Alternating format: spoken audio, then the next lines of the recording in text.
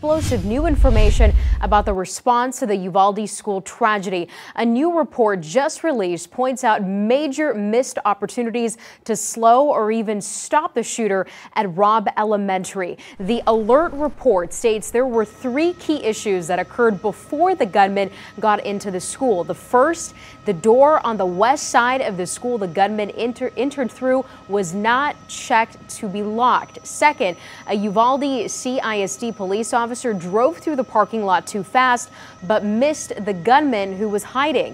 And third, a Uvalde police officer spotted the gunman holding a rifle right outside the school entrance, ready to shoot the gunman, but did not receive a response from a supervisor to fire. Uvalde Mayor Don McLaughlin claims there has been a cover-up. Every agency in that hallway is going to have to share the blame. And like I said, again, I'll go back to, when have you ever seen a federal or state law enforcement officer take their cues from local law enforcement? Today's report also goes into great detail about the long wait to confront that gunman. Developing now, Fox San Antonio's Robb Elementary gives us a deeper look into that report and tells us what school safety experts have to say. Systemic failures abound, the scathing response from Senator Roland Gutierrez on the assessment released from the Advanced Law Enforcement Rapid Response Training Center, also known as ALERRT, what went wrong and what could have been done at Robb Elementary. Gutierrez says much of the information in the 24-page report they've learned through weeks of cross-examination. The most surprising bit, a Uvalde officer saw the gunman with a rifle before he entered the school, asked for permission from a supervisor to shoot, but the request was not heard, or he responded too late. We trained these officers at TCOL by firing at 100 yards. This was at 150 yards, which is just kind of more indicative of this greater systemic problems that we have just on every level here, even going back to the training or lack thereof.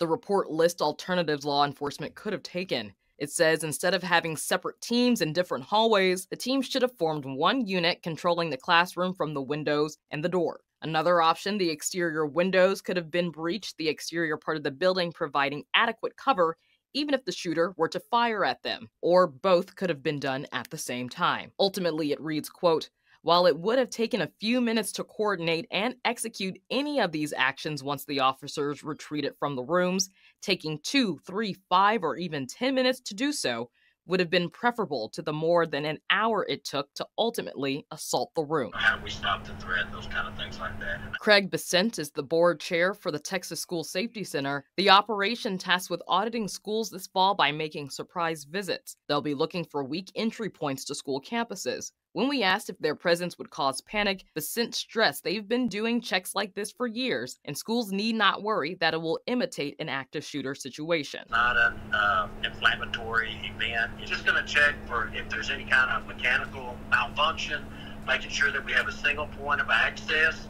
You know, that's a big step for a lot of schools, especially in older buildings. This polling of registered voters across Texas was done in the middle of June, and a couple of big news stories may have been top of mind when they were asked to participate in this survey. A mass shooting had just happened in Uvalde, and it had Texans wondering what to do to prevent more bloodshed.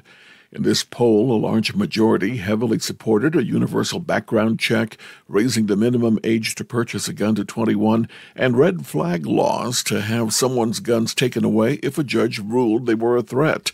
But the poll results doesn't mean there's political consensus. The underlying logic for different partisans is very different, and it makes it very easy for political leaders to exploit these differences and make it harder to reach agreements policy-wise. The poll also shows a political divide in Texas on abortion.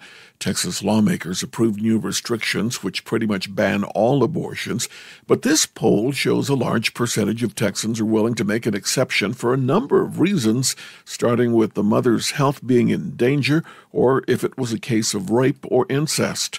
And the numbers don't represent a shift in Texas. The pollsters say the state has been pretty consistent on this issue for the last 15 years. This is the 50th poll we've done as part of this project since 2008, and we've seen very little change in basic abortion attitudes over that time. But timing is everything. Recent events are pointing to areas where the governor's positions may not be in line with a majority of Texans.